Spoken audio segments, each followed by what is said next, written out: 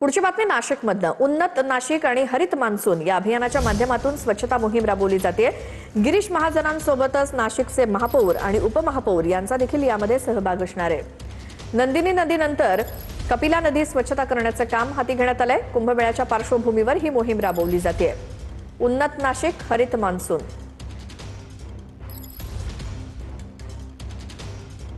मनपा आयुक्त आहेत मॅडम, उन्नत नाशिक अभियान जे आहे ते राबवलं जात आहे, आपण स्वच्छता मोहीम करतायत।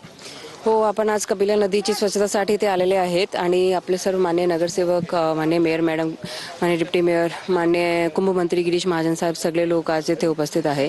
आणि आपण जे पूर्ण नदीचं जे पात्र आहे तुम्ही बघू शकता ते खूप दूषित झालं आहे।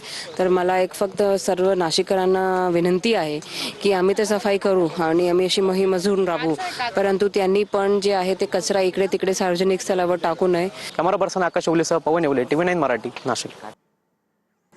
आणि आता पुढची एक महत्त्वाची बातमी बघूया, ती म्हणजे केतन अग्रवाल हत्या प्रकरणी लोहगडावरती घटनेचं रिक्रिएशन करण्यात आलं।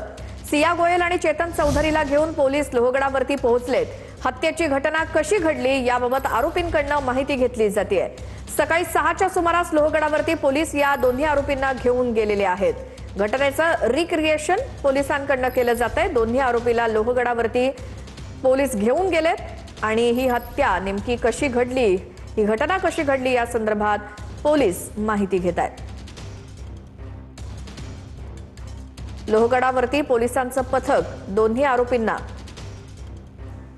घेऊन गेलेले आहेत। सकाळी 6च्या दरम्यान सिया गोयल आणि चेतन चौधरी या दोघांनाही पोलीस आज लोहगडावरती हत्येची घटना कशी घडली याबाबत माहिती घेण्यासाठी घेऊन गेलेत। या घटनेचं रिक्रिएशन